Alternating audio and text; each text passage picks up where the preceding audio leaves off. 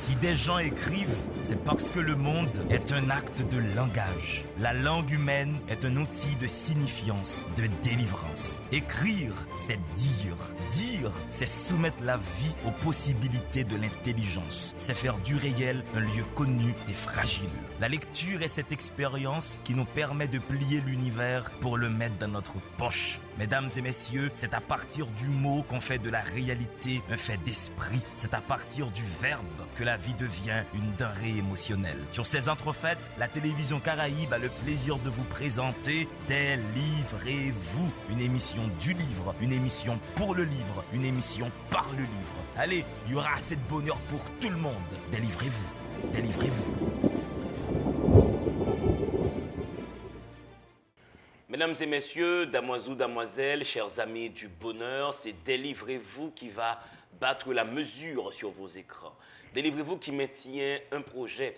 Vous proposez chaque livre comme étant un visa pour la lumière. Voici une formule que je viens de voler à l'écrivain Franck Etienne. Aujourd'hui, la lumière sera faite sur une ville en Haïti.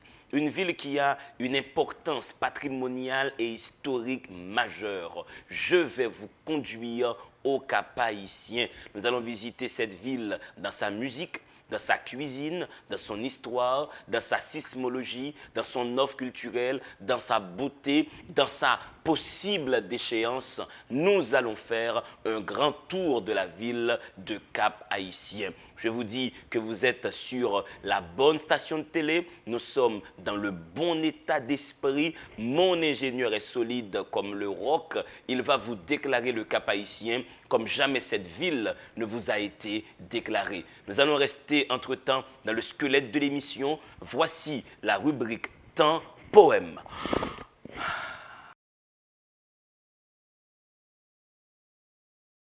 Étant donné que nous allons vous faire visiter le Cap Haïtien à travers ce qu'on va appeler un beau livre. Un beau livre, c'est une catégorie de livres qui existe sur la Terre qu'on appelle les beaux livres. Et mon invité, il a fait ce livre tel une déclaration d'amour à la ville du Cap. Je vais, pour ainsi dire, pour épicer le cocktail, vous lire un poème de Tertullien Guilbeault. Tertullien Guilbeault qui est un poète de Port-de-Paix, qui connaît bien Cap Haïtien, qui a même été indirectement frappé par le tremblement de terre de 1842, qui a détruit non seulement le Cap Haïtien, mais aussi beaucoup de villes avoisinantes, dont Port-de-Paix, Mont-Saint-Nicolas, etc. Il nous guida vers la victoire, notre drapeau rouge et bleu.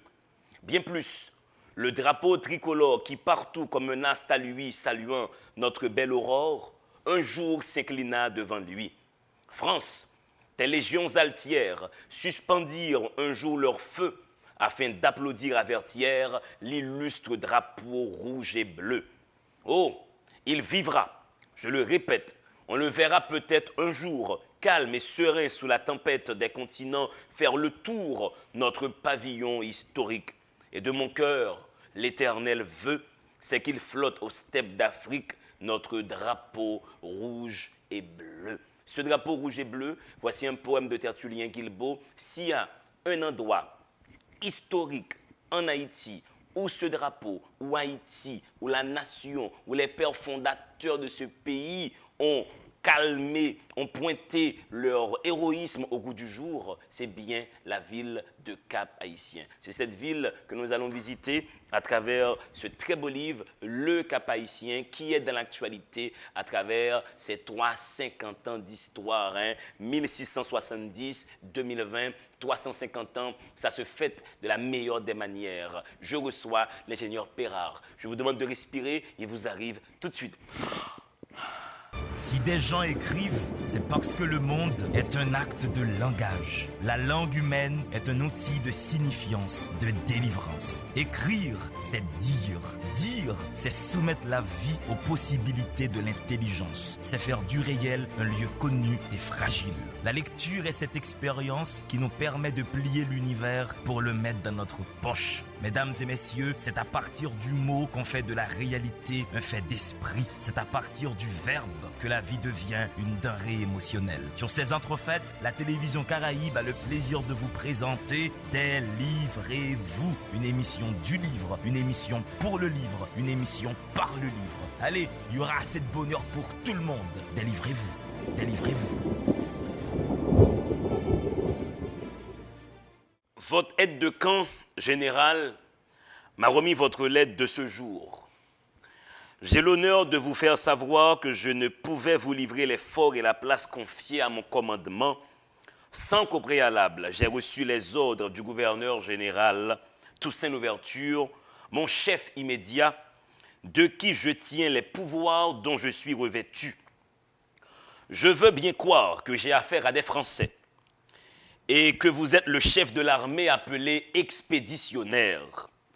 Mais j'attends les ordres du gouverneur, à qui j'ai dépêché un de mes aides de camp pour lui annoncer votre arrivée et celle de l'armée française. Et jusqu'à ce que sa réponse me soit parvenue, je ne puis vous permettre de débarquer. Si vous avez la force dont vous me menacez, je vous prêterai toute la résistance qui caractérise un général.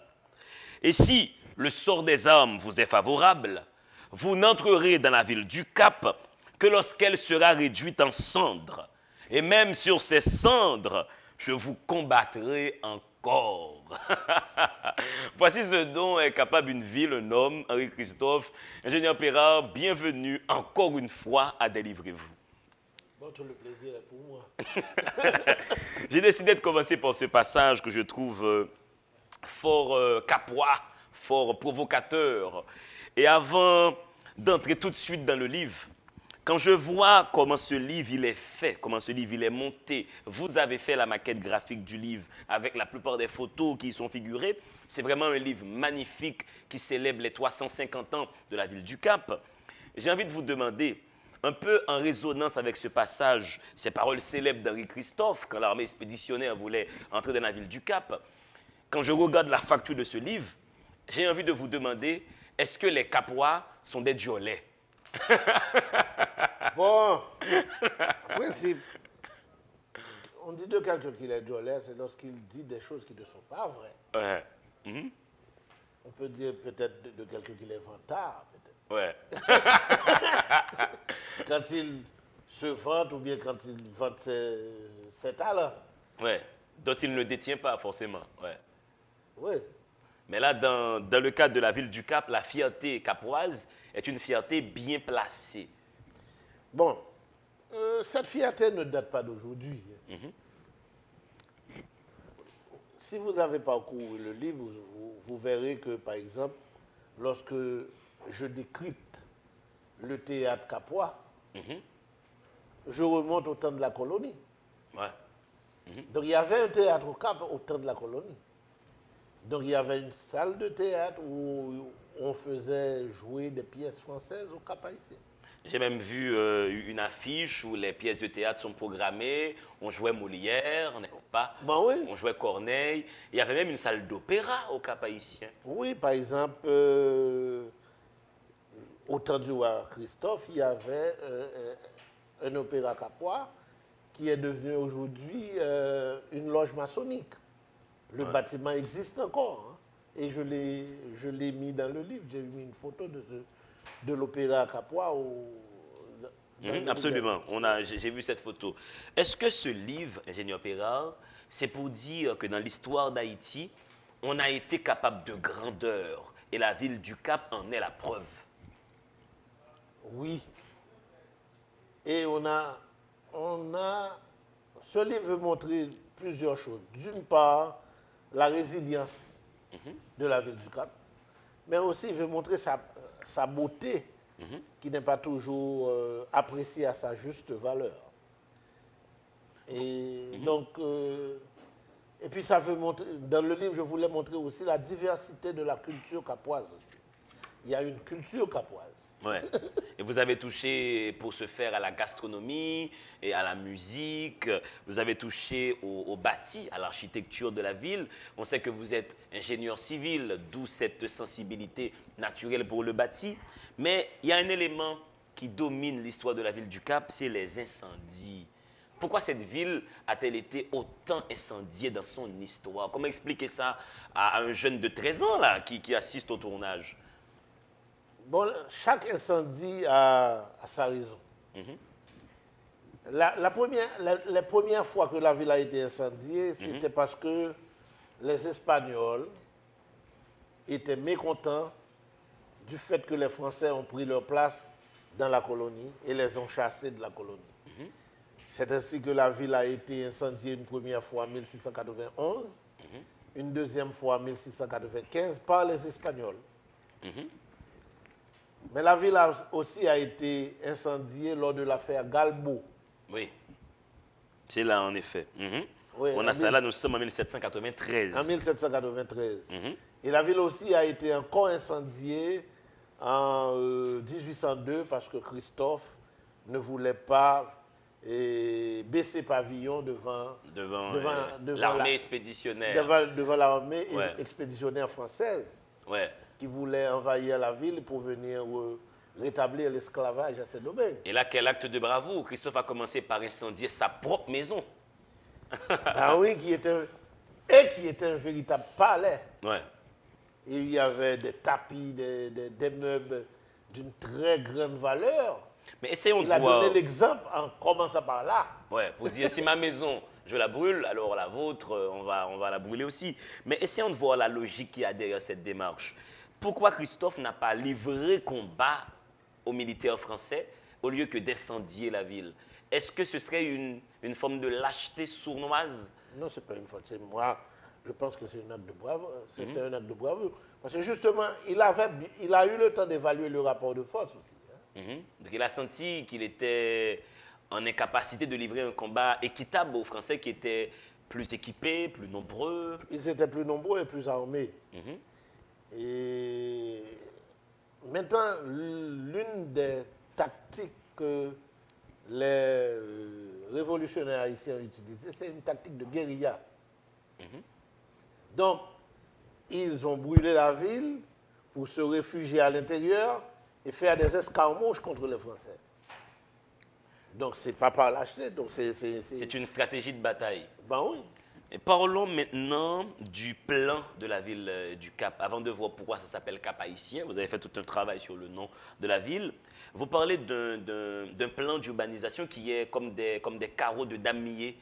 Et ce premier plan d'aménagement de la ville du Cap a été décidé par qui? Bon, là, c'était carrément les ingénieurs français qui ont tracé la ville. Donc ça c'est pas nous qui avons ce mérite-là. Ouais. Donc, mais maintenant, ces ingénieurs français se sont inspirés De ce qui se passait à Paris, de ce qui se passe. à la Nouvelle-Orléans. Non, mais ils se sont basés sur des théories anciennes de tracé de ville. Donc, il fallait qu'il y ait un truc à angle droit, des rues qui soient bien tracées. Le seul problème qu'il y a dans la ville du Cap, dans le tracé de la ville du Cap, c'est que les rues, dès l'origine, étaient des rues relativement étroites. Et la majorité des rues de la ville ne font pas plus de 7 mètres de large entre trottoirs. Mais jusqu'à présent, les rues du ben, Cap Haïtien sont quelque peu étroites. On peut pas. Oui, Ouais. c'est pas conçu, par exemple, pour la circulation de conteneurs. Oui. Ça pose quelques problèmes. Mais disons ça tout de suite pour les gens qui nous regardent, ce n'est pas un défaut urbain. À Paris, toute grande ville que Paris soit, il y a beaucoup de petites rues à Paris. Non, non, Ouais. parce que non, c'est que on construit une ville en fonction de ses besoins. Et de sa démographie, j'imagine. Ben oui, Ouais. mais d'une part, parce que à l'époque où on a construit la ville, il n'y avait pas de conteneurs. Ouais, ça Donc n'existait pas. Voilà. les gens roulaient en carrosse. Et ça ne nécessitait pas une très grande emprise. Et pour la démographie, on était autour de 10 000 habitants à cette époque-là. Oui, entre 10 et 20 000. Ouais. Ouais. Donc C'est c'était... pas la ville actuelle de plus de 400 000 habitants. Non, les grands boulevards n'étaient point à l'ordre du jour. Ouais. Maintenant, dis-nous, ingénieur Pérard, moi j'ai vu ça dans le livre 350 ans d'histoire que tu as écrit, mais pourquoi le Cap Haïtien s'appelle aujourd'hui Cap Haïtien? Quelle est l'histoire du nom de cette ville? D'abord, les Espagnols, lorsqu'ils ont débarqué ici, ils ont appelé la ville Cabo Santo. Là, nous sommes en 1492 environ. Oui. C'est Christophe Colomb qui débarque. Oui, Magnifique. Premier élément d'information. c'est Cabo Santo. Donc, comme c'est un cap, Uh-huh. donc ils ont appelé ça Cap Saint. Mhm. Maintenant, lorsque les Français, sous la conduite de Pierre Lelong, Mhm. se sont établis en venant de la Tortue pour s'établir au Cap Haïtien et pour tracer la ville, donc ils l'ont appelé Cap Français. Et ces Français étaient des flibustiers ou des militaires français Des organisés? flibustiers. Des flibustiers principalement. Mhm. Oui, les flibustiers. Et ils ont chassé à ce moment-là les Espagnols. Il y a Ben eu oui, une ils guerre. ont pris la place des Espagnols. Ouais. Et c'est pour ça que vers 1691 et en 1695, les Espagnols ont mis le feu à la ville. Ouais. À deux reprises, parce que tout simplement, ils Ils étaient avaient très perdu mécontents. leurs intérêts. Ah leur- bah oui. Ouais. Se faire chasser comme ça par les flibustiers par des français. concurrents. Ouais. par C'était des- dur. Ah bah oui, c'était difficile. Ça leur restait au travers de la gorge. Donc il y avait toujours une guerre incessante pour la possession du Cap entre les Français et les Espagnols. Oui, ceci est resté jusque Au lorsque fameux les Français traité de ont Ryswick. traité de Ryswick. Ouais. C'est ça, donc c'est à ce moment-là que les Ouais. Espagnols ont promis qu'ils n'attaqueraient pas la possession française à Saint-Domingue. Et là, nous sommes en 1697. Oui, Traité de Ryswick, la paix entre Espagnols et Français. Et là, à ce moment-là, la ville du Cap s'appelle Cap Français jusqu'à présent. oui, Et l'esclavage, Battait il est horrible. battait quoi. son trait. Parce que malheureusement, les premiers Noirs sont arrivés en 1503. Oui. Donc à cette époque-là, la colonie est florissante. Oui, Maintenant, l'économie du Cap, à ce moment-là, qu'est-ce qu'on cultivait? on produisait du sucre à partir de la canne à sucre qui était l'une des denrées principales. Mhm. Et puis il y avait du café, il y avait De du l'indigo, j'imagine ouais, aussi. il y avait de l'indigo, il y avait du cacao.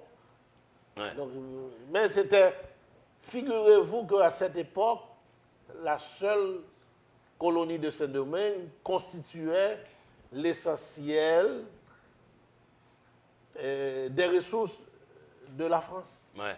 Et c'est donc pour ça qu'on appelait Haïti à l'époque la perle des Antilles.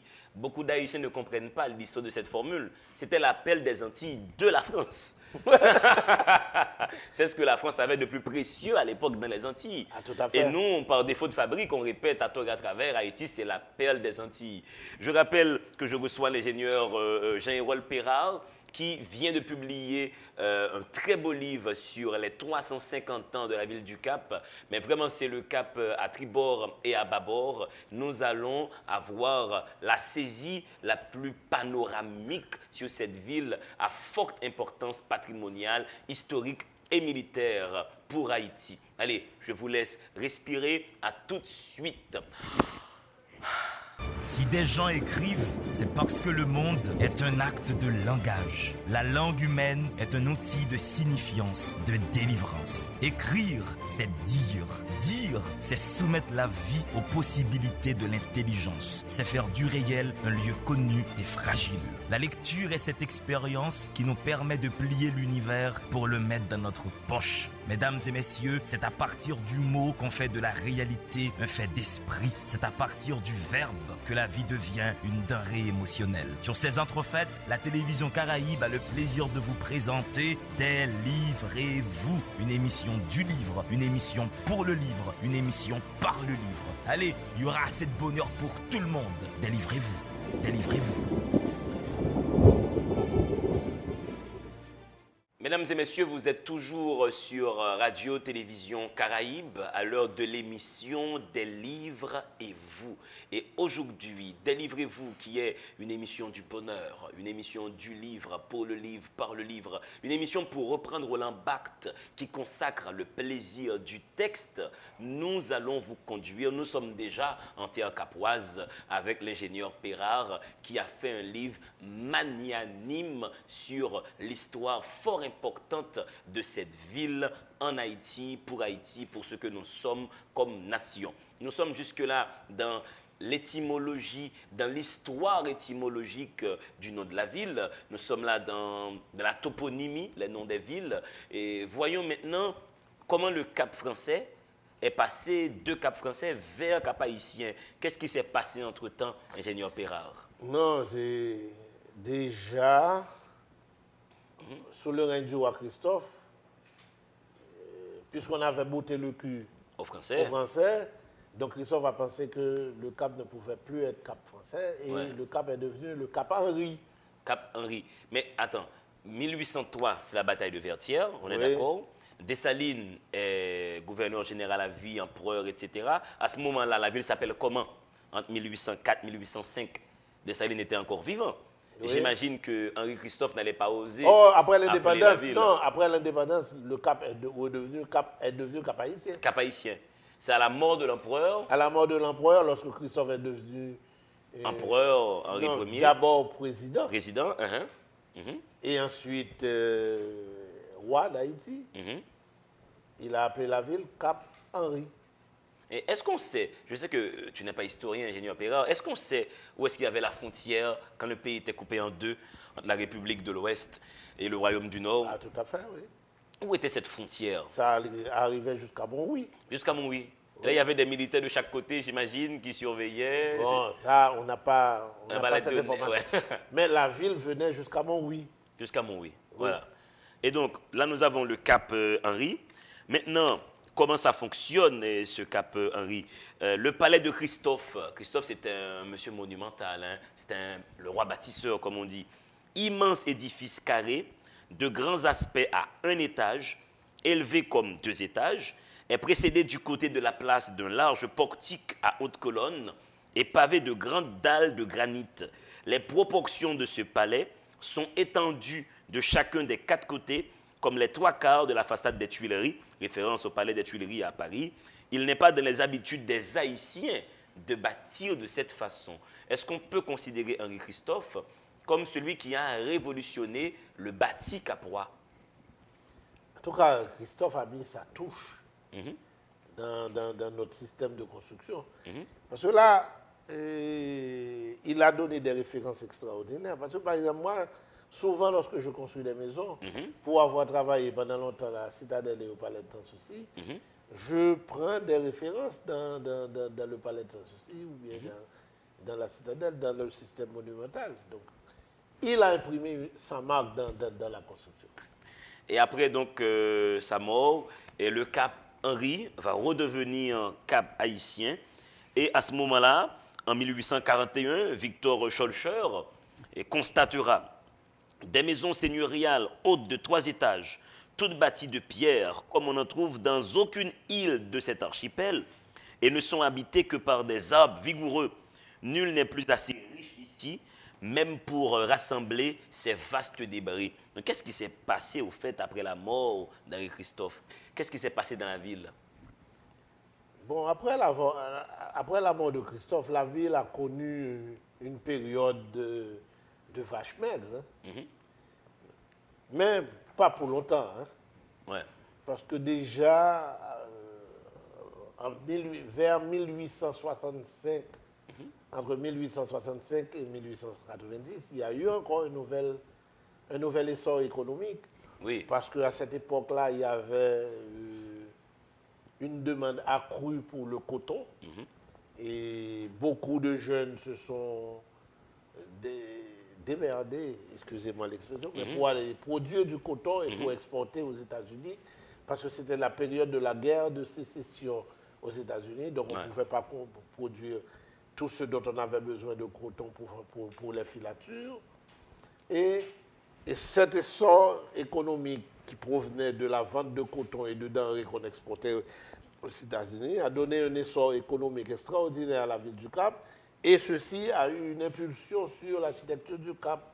Ouais. C'est à cette époque-là qu'on a commencé à faire des choses préfabriquées dans l'architecture du Cap, avec des balcons en fer forgé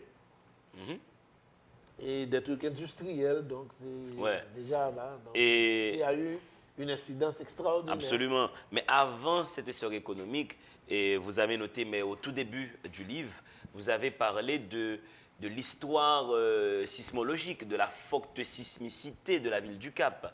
En 1842, le Cap a été carrément détruit par un puissant tremblement de terre. Mais bien avant, ce que vous annotez dans le livre, le Cap a toujours connu des séismes, avant celui de 1842. Bon, parce que on est sur des plaques, on est sur une plaque plaque tectonique Qui est très active. oui, et donc les risques sont toujours là. Hein. Ouais. C'est la fameuse faille septentrionale qui Ben traverse oui. le Cap. Et d'ailleurs, c'est pour ça qu'il y a une très grande inquiétude au Cap haïtien. On sait qu'il y aura un nouveau tremblement de terre. On ne sait pas quand. Mais ne serait-ce que pour que les citoyens se préparent et que les autorités concernées prennent les dispositions pour, dites aux gens qui vous suivent là maintenant, ingénieur Pérard, que s'est-il passé au Cap en 1842? En 1842, la moitié de la ville a été détruite par le tremblement de terre. Parce que là, il n'existait pas encore les références actuelles pour qualifier les tremblements de terre. Il n'y avait pas encore l'échelle de Richter. Oui. Mais s'il y avait déjà l'échelle de Richter, c'était un tremblement de terre qui serait de l'ordre de force 8. Ah ouais, carrément. Donc, la moitié de la ville a été détruite. Avec la moitié de ses habitants qui ont été ensevelis sous les décombres, Ah bah oui. ce que vous nous dites. Définitivement. Et ensuite, il y a eu un tsunami. Donc, la moitié de la ville aussi a été inondée. Et ça a duré quoi, le séisme? 6 minutes, vous dites dans le livre. 6 minutes de tremblement de terre. En 2010, c'était combien de temps on a eu? 51 secondes. Oui. Ouais, quelques secondes, quoi. On n'a même pas eu une minute en 2010. On a vu ce que ça a fait de Port-au-Prince. Donc, le Cap a connu 6 minutes de tremblement de terre en 1842. Oui. C'est pour montrer aux gens l'ampleur des dégâts. Ouais, c'était et ce très qui est fort. mentionné aussi dans ce livre, c'est que une année après, dans la ponctualité du séisme, le président Boyer a dit « Ah, enfin, on a une pause avec ces conspirateurs. » Ouais. C'est terrible cette histoire. Moi, quand j'ai vu ça, ça m'a beaucoup secoué. Bon, c'était cynique. C'était extrêmement méchant, cynique. Maintenant, la ville a été abandonnée, ce que vous nous dites, et Non, ce que les parce livres que- officiels ne nous apprennent pas pendant... Non, la ville, on a dû abandonner la ville pendant une année parce qu'il y avait les risques Mhm. de maladie. Ouais. Donc, pendant une année, les rues ne sont pas déblayées, il y a des cadavres partout. Oui. Donc c'était, waouh, c'est quelque chose que de savoir ça, parce que dans les livres d'histoire, les faits ne sont pas rapportés de cette manière-là. On est tous au courant du séisme. Oswald Durand en a parlé, Tertullien Guilbeault, vite fait. Mais Delorme. après, Delorme, on a payé des tout petits, des Il maisons est Delorme. des jeunes gars. Ouais. Mais après, on ne nous dit pas ce qui s'est passé. Et vous avez là une photo, là nous sommes à l'intérieur de la citadelle, Oui. où vous montrez, il y a toujours cette séquelle venant Oui. du séisme de 1842. Oui, la citadelle a subi de sérieux dommages lors du tremblement de terre. C'est terrible. Le palais sans souci a subi des dommages aussi. Toute l'aile est du palais sans souci a été détruite. Donc voici pourquoi aujourd'hui, pour visiter ce palais, nous constatons qu'il y a beaucoup de ruines jusqu'à présent. C'est Ce possible. n'est Ouais. qu'un tas de ruines. Ce n'est qu'un tas de ruines. Et qu'est-ce que c'est dommage. Et c'est magnifique que la citadelle ait pu quand même résister. Oui, mais il faut savoir pourquoi. Parce que la citadelle, il y a des murs qui font facilement 3 mètres d'épaisseur. 3 mètres, c'est 10 pieds. Hein. Ouais, c'est quelque chose. Hein. Et il y a même un mur à la citadelle qui fait 5 mètres d'épaisseur. Hein. Ça fait environ 17 pieds. Il fallait le faire. Hein. Ben oui. Mais Non, Christophe, il faut être grand. c'était vraiment un excellent monarque, comme on dit. Après ce qui est dit dans ce livre, sur la ville du Cap, mais je m'attendais quand même, ingénieur Pérard, à un passage sur Vertières. Vertières, ce lieu qui a consacré cette bataille. Après, je me suis dit, vous n'êtes pas forcément historien, vous êtes ingénieur, vous faites un travail sur la ville. Un travail qui est plus Bon, laissez-moi vous dire urbanistique. que pour avoir travaillé à l'ISPAN Mhm. pendant 27 ans, Ouais. je suis plutôt intéressé à l'aspect architectonique et architectural. Oui, ouais. Donc, c'était plutôt l'aspect, Oui. c'était cet aspect-là. C'était l'angle du travail. Mais justement, sur cet aspect-là, nous avons beaucoup de bâtiments. Et au Cap, vous savez, ce bâtiment-là, Ingénieur Perra, m'a beaucoup fait penser à un immeuble que vous connaissez qui est à New York, qui est très célèbre à New York, qui a la forme presque de fer à repasser. Oui. Et je constate que dans la ville du Cap, et peut-être que, je prends le risque, hein, peut-être que c'est mon côté chauvin haïtien, peut-être qu'on a précédé les Américains dans cette forme d'architecture si extravagante et tout. Ben oui. Mais l'architecture du Cap, dites-nous au 19e siècle comment elle était. Déjà, l'architecture du Cap, c'est une architecture néoclassique. Donc, qui respectait tous les codes de l'architecture classique. Donc, c'est pour ça que le Cap, bon, toutes les villes du pays n'ont pas cette facture-là. C'est peut-être Jérémy, Jacmel et le Cap haïtien qui ont une facture particulière au point de vue architectural. Et quand vous dites néoclassique, vous êtes dans une architecture qui consacre une rigueur dans le tracé, pas beaucoup de place pour une coquetterie géométrique. Oui, c'est pas la même chose que, par exemple, si... il y a d'autres styles architecturaux, par exemple, lorsqu'on voit le style rococo, où il y a des trucs, beaucoup on prend beaucoup de liberté. Là, lorsqu'on est dans le classique, on est vraiment, il y a beaucoup de rigueur. Beaucoup de rigueur. On n'est pas dans l'architecture baroque, par exemple. Oui. Où il y a... On peut se livrer à beaucoup de fantaisie. Ouais. Il n'y a pas beaucoup de fantaisie dans l'architecture capoise. Absolument. Vous expliquez aussi que cette ville du Cap, que vous, ingénieur Perra, vous êtes capois, que vous aviez toujours connu, cette ville a été envahie par les villes avoisinantes qui ont créé des cités. Vous avez cité beaucoup de noms Bon, oui, de cités. Voilà. Ce phénomène n'est pas spécifique à Cap-Haïtien. Cela est arrivé à Port-au-Prince aussi. Ouais. Et continue à arriver à Et Port-au-Prince. est en train d'arriver à Jacmel aussi. Ouais. Carrefourfeuille pour Port-au-Prince en est un exemple. Ah ben oui. Ouais. Donc, ça veut dire quoi? Parce que moi, par exemple, lorsque j'étais étudiant, lorsque j'étudiais le génie, venant du Cap, m'établir à Port-au-Prince pour faire mes études d'ingénieur, certaines rues de Port-au-Prince étaient encore des rues très passantes. Par exemple, je prends l'exemple de la rue du Centre. Ouais.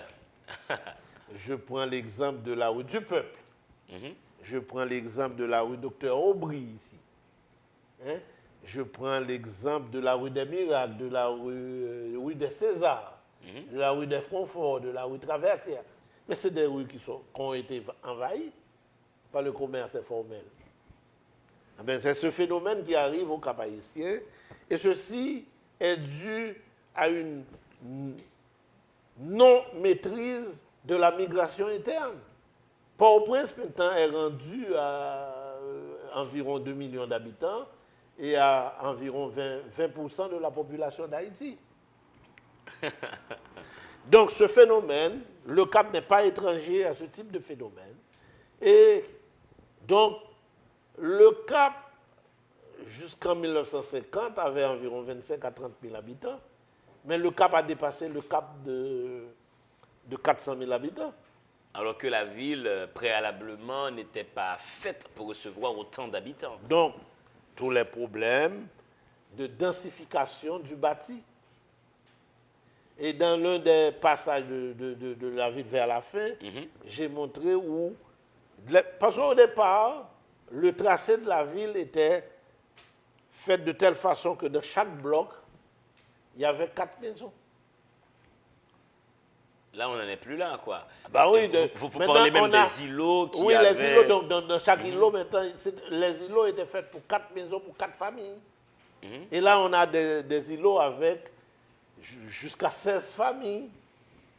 Ouais. Donc ça veut dire chaque fois 4 fois plus, d'une part, Mais d'autre part, il y a le problème de la densification des cours intérieurs, puisque le Cap est différent des autres villes du pays, à savoir que dans l'architecture du Cap, il n'y a pas de galerie qui donne sur la rue. Parce que telles que les maisons du Cap sont construites, les maisons sont construites de plein pied sur la rue. Et la vie des Capois, qui était un truc assez particulier, et c'est la seule ville du pays qui est construite comme ça, les Capois vivent à l'intérieur, dans la cour. Non, alors que les gens des autres pays vivent plutôt sur la rue, dans leur galerie qui donne sur la rue. Non, c'est une particularité sur une manière d'habiter la ville, une manière d'être entre famille, quoi. Ben oui. Donc, il y a les Capois ont un petit côté plus intime. Que les habitants des autres villes de la République. Donc, ouais, ils vivent plutôt à l'intérieur, repliés sur l'intérieur. La galerie de la maison au Cap est à l'intérieur de la cour. Ce n'est pas la même chose, en effet, pour une ville comme les Cayes ou pour Jérémie. 350 ans d'histoire. Jean-Hérol Pérard est mon invité aujourd'hui sur le plateau des livres. Et vous, nous sommes au cœur du Cap haïtien. Je profite de cette occasion pour saluer toutes les Capoises, tous les Capois qui suivent religieusement des livres. Et vous, le Cap à 350 ans, fêtons ça pompeusement. Allez, respirez. À tout de suite. Si des gens écrivent, c'est parce que le monde est un acte de langage. La langue humaine est un outil de signifiance, de délivrance. Écrire, c'est dire. Dire, c'est soumettre la vie aux possibilités de l'intelligence. C'est faire du réel un lieu connu et fragile. La lecture est cette expérience qui nous permet de plier l'univers pour le mettre dans notre poche. Mesdames et messieurs, c'est à partir du mot qu'on fait de la réalité un fait d'esprit. C'est à partir du verbe que la vie devient une denrée émotionnelle. Sur ces entrefaites, la télévision Caraïbe a le plaisir de vous présenter Délivrez-vous, une émission du livre, une émission pour le livre, une émission par le livre. Allez, il y aura assez de bonheur pour tout le monde. Délivrez-vous, délivrez-vous. Le Cap et la crise haïtienne de 1867-1869. L'insurrection du Cap éclata juste au moment où l'économie haïtienne commençait à prendre son envol, sous l'impulsion des effets bénéfiques engendrés par la crise du coton. Cette crise était l'arme utilisée par la diplomatie sudiste pour porter la France et surtout la Grande-Bretagne à reconnaître la Confédération. Pendant la guerre de sécession, les autorités coloniales espagnoles et britanniques, établies à Cuba, aux Bahamas et en République dominicaine, ont ouvertement pris parti pour la Confédération, hébergeant des pillards du commerce et des bloqueurs de la Confédération. Haïti était, en revanche, la seule partie des Caraïbes où la marine des États-Unis était la bienvenue et le Cap haïtien servait de quartier général à son escadron des Indes occidentales qui contribuait au maintien du blocus de l'Union dans le détroit de Floride. Haïti a également profité de la guerre pour devenir un important exportateur de coton aux États-Unis et Geffrard fait venir des techniciens pour accroître sa production. Lequel? Geffrard, président d'Haïti, qui va être l'ennemi public numéro 1 de la ville du Cap de Sylvain Salnave. Qu'est-ce qui s'est passé, cette guerre Sylvain Salnave? Je sais que tu n'es pas historien, mais l'histoire est croustillante. Comment une ville a pu résister aux assauts militaires d'un pouvoir établi? Comment Sylvain Salnave a pu tenir comme un seul homme pour conduire cette insurrection anti-Geffrard? Il n'était pas seul. Il avait, c'est vrai, beaucoup de femmes, vous dites, avec lui. Il avait pas seulement succès. et pas seulement les femmes, mais il avait beaucoup de... Il avait toute une troupe avec lui et ils ont vraiment... Et nous c'était l'apport étranger pour bombarder... Oui, ce bateau qui s'appelle le Bulldog. Oui, donc s'il n'y avait pas eu l'appui des Anglais... Des Anglais, oui.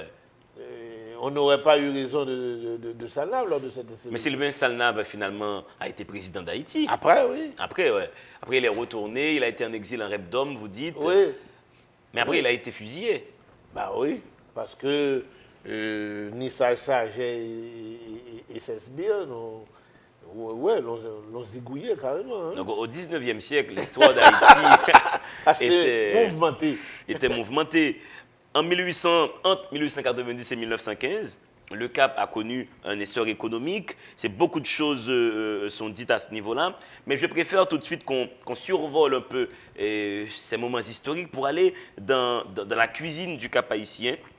Vous dites le Cap haïtien, terre de saveurs et de traditions culinaires. Vous parlez d'une cuisine très riche, vous parlez d'une cuisine très élégante. Et est-ce que c'est le Capois qui parle quand vous dites ça? Ou est-ce un gastronome qui parle?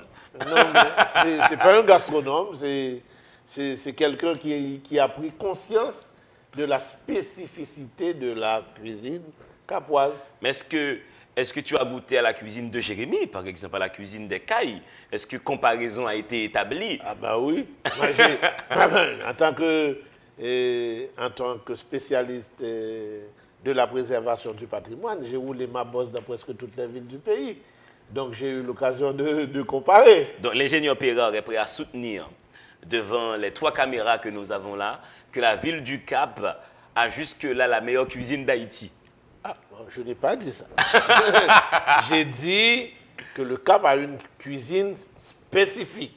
Ouais. C'est le seul endroit du pays où on cuit, où on met dans la cuisine la noix de cajou dans presque tous les plats. Oui, et là on a des photos, on a noix de cajou avec le poulet, on a ça avec la banane.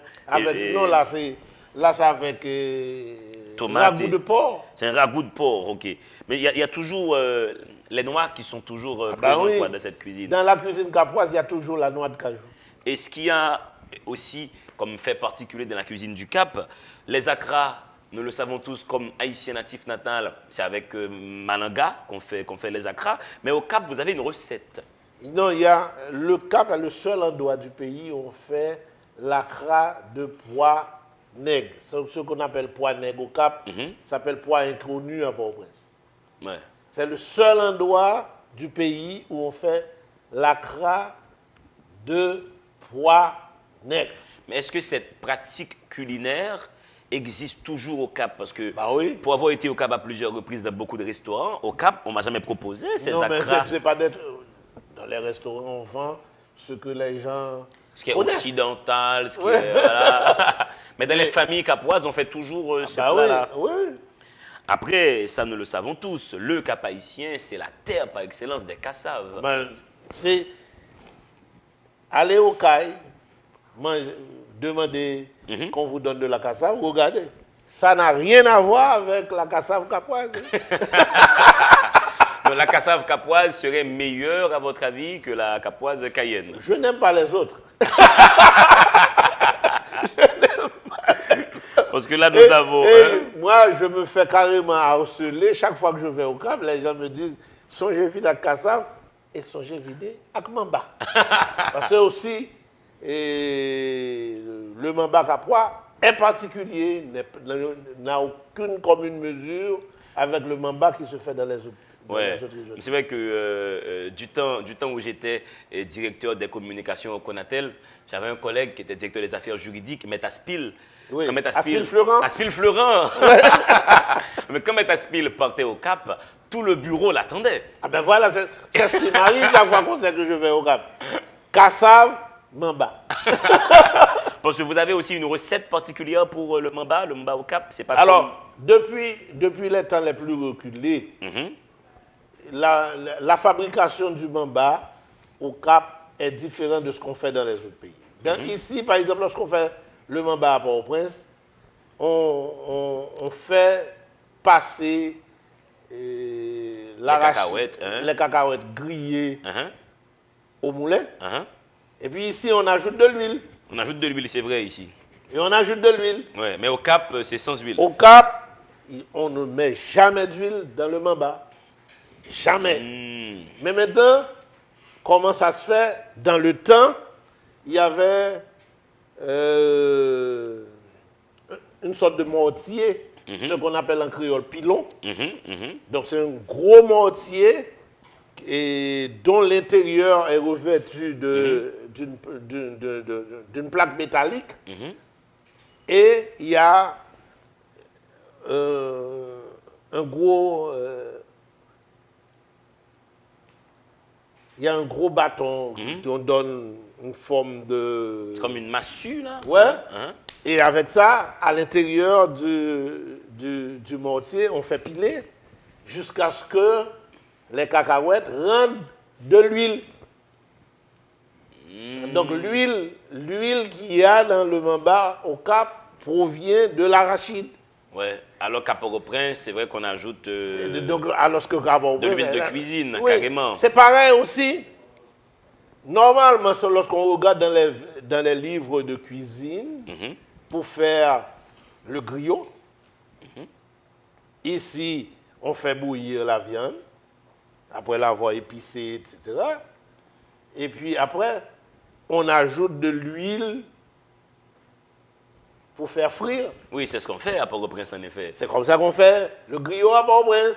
Mais au Cap, comment faites-vous le griot? Au Cap, c'est ce qu'on dit dans le proverbe, graisse cochon, cuit de cochon. Mais comment vous procédez? On fait bouillir jusqu'à ce que la viande de cochon Donne de l'huile. rende son huile et que c'est l'huile qui provient de la viande qui fait frire le griot. Ah, ça doit donner un goût particulier. Le goût est vraiment différent. C'est une autre cuisine. D'autant que je suis un fanatique de griot et de pâté collé. La prochaine fois que vous irez au Cap Haïtien, demandez à consommer un griot. Ouais, je vais Et demander. vous verrez que vous n'avez jamais goûté. Mais j'ai l'impression, ingénieur Perard, pour goûter à la vraie cuisine capoise, il ne faut pas aller forcément dans les restaurants, mais il faut aller chez l'habitant, il me semble, pour goûter à la cuisine authentique capoise. Pour demander qu'on vous fasse un bon griot au Cap. Ouais, il faut et aller. Le jour que vous aurez goûté au griot capois, vous ne mangerez jamais plus de griot à Port-au-Prince.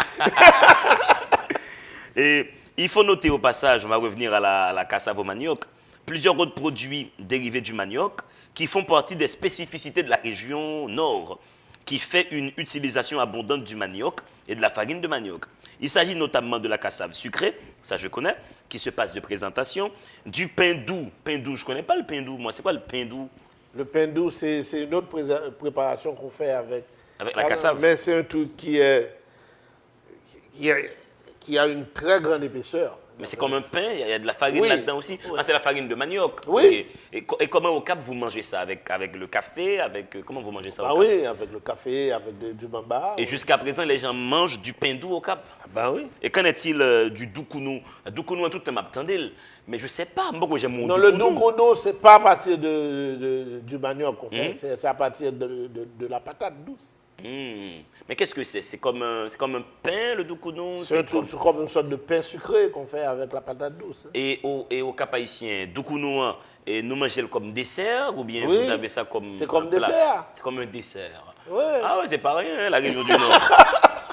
Vous avez aussi du cochon gras, on connaît. Après, vous avez du pain de sucre que vous appelez panisic. Oui. Mais comment on prépare le pain de sucre? Le panisic, c'est à partir du manioc qu'on fait, mais c'est un truc sucré aussi. Un truc sucré. Donc, c'est autant de desserts que la ville du Cap est arrivée à créer. C'est vrai que vous avez une cuisine particulière. Hein.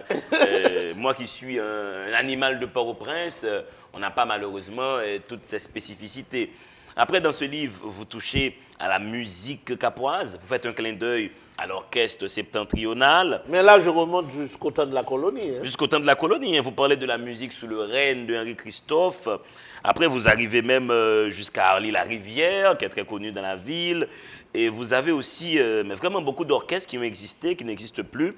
Et vous avez une photo magnifique des bandes à pied avec quelqu'un qui m'a l'air fort excentrique, là, hein, n'est-ce pas? Les bandes à pied, c'est vraiment l'espace idéal pour voir comment l'haïtien est un être fondamentalement excentrique. Parce qu'on a tendance à dire que l'haïtien est un grand timide, enfermé dans une morale, dans une pudeur. Mais c'est lors des bandes à pied, on se dit, un haïtien, c'est d'abord un exagéré. Oui. Est-ce que les bandes à pied au Cap sont différentes des bandes à pied à Port-au-Prince, ingénieur Perard? On n'a pas la même culture. Hein. Donc, chaque fois, il y a des touches locales dans chaque activité. Mais ingénieur Perard, en parlant de la même culture, pour qui ça au Cap, créole pas nous différent? C'est parce que non, c'est pas parce nous que entraîner, pas nous non, dire l'autre mot. mais la colonie n'a pas été peuplée Tribus d'esclaves. des mêmes tribus. Mhm. Donc c'est pas les mêmes, on n'a pas les mêmes origines. Ouais. Et je trouve aussi que le créole du Cap ressemble beaucoup plus au créole guadeloupéen martiniquais, Oui, le créole au Cap est très francisé. très francisé. Oui. Et puis ça traîne beaucoup plus que le Non, créole. mais c'est de parce Port-au-Prince. que par exemple, on peut, par exemple, moi qui suis capois, Mhm. je peux voir tout de suite si quelqu'un est capois ou s'il n'est pas capois. C'est Par pas sa exemple, façon de parler créole. Non, parce que même quand il a vécu beaucoup de temps à Port-au-Prince, Mhm. tu ne verras jamais un capois dire, et, par exemple, électricité. Mhm. Qu'est-ce qu'il va dire? Électricité.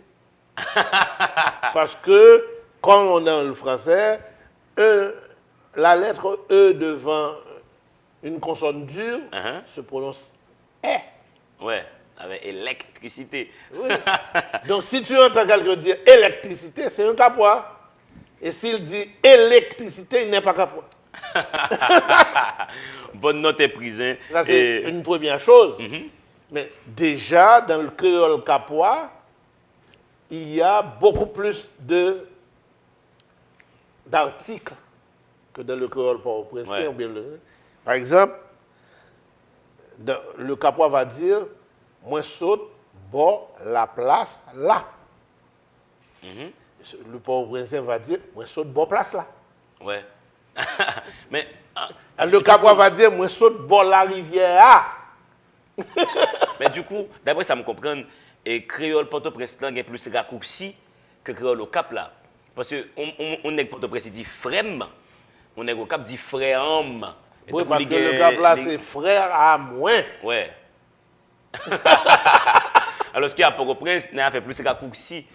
Donc du Oui. coup, c'est vrai que c'est deux créoles, c'est vrai. Ah bah oui, On va c'est se pour ça que comprendre. j'ai dit tantôt, on n'a pas la même culture. Ouais. C'est vrai, il faut que les garçons de Port-au-Prince, des cailles de Jérémie comprennent tout ça. Quoique au caille, moi, moi, j'ai l'autre qualité créole, tu regardes Oui, il y a des spécificités, au ouais. caille tout. Ça Mais il y a prouve- beaucoup plus de différences dans le Ouais. parler capois que dans les autres parlers. Absolument. Ça prouve à quel point cette langue est riche. Dans ce livre, vous parlez aussi de la peinture capoise, Philomé Aubin, Anténor Firmin, Demézor Delhomme, Oswald Durand, Rosalvo Bobo. C'est vraiment une vue entière sur la ville du Cap-Haïtien. Nous invitons vivement les amis de l'émission Délivrez-vous à aller lire ce livre de l'ingénieur Perard qui va maintenant nous dire où est-ce que ce livre est trouvable. Non, le livre est disponible pour le moment à Astérix Librairie Astérix qui est à Pétionville. Mhm. et à la Pléiade. Et à la librairie de la Pléiade, ouais. Voilà, je salue ces deux libraires qui font un travail fort intéressant en Haïti. Le livre est disponible à la Pléiade et à Astérix. C'est vraiment un billet pour visiter cette ville qui a une forte importance historique, patrimoniale pour la République d'Haïti. Merci, ingénieur Perrarin, d'avoir participé à cette émission encore une fois. Après Henri Christophe, nous voici donc au Cap-Haïtien. Promesse tenue, parce que vous l'aviez dit sur le plateau, je travaille sur un livre sur le Cap-Haïtien. Et ce Ouais. livre est fait. Maintenant, le prochain, ça va être Jean-Jacques Dessalines, le libérateur mal aimé. Jean-Jacques Dessalines, libérateur mal-aimé, qui est un personnage historique pour lequel j'ai beaucoup d'admiration. C'est Jean-Jacques Dessalines qui a créé Haïti. Merci encore à toi, ingénieur Perard. Merci à toute l'équipe de la télévision. Merci à Gamin, Fekir, Emmanuel et Greg Boule qui fait le son. Bon, il nous a donné un petit peu de retard aujourd'hui. Mais on fait avec Émilie qui fait le maquillage, Alphonse qui réalise, Jimmy qui fait le montage, Spencer qui fait des photos. C'est vraiment une équipe assez grandiose. Et Serge Gonzalez qui bat la mesure, qui structure, qui organise de son lieu. Patrick Monsilla qui fait un travail de maestro. C'est vraiment une grosse équipe qui nous permet de débarquer chez vous pour vous présenter cette émission. Je vous invite, mesdames et messieurs, à charbonner votre connaissance d'Haïti, votre connaissance du monde en lisant ce livre de l'ingénieur Pérard sur Cap-Haïtien. Connaître Cap-Haïtien, c'est connaître Haïti, c'est connaître une partie de notre âme en tant que peuple. N'hésitez pas, mesdames et messieurs, à lire, délivrez-vous. C'est une émission qui est faite pour ça. C'est une émission du livre, pour le livre et par le livre. Je vous dis, gardons bonheur. Dans le monde, il faut y avoir deux êtres, des livres et vous.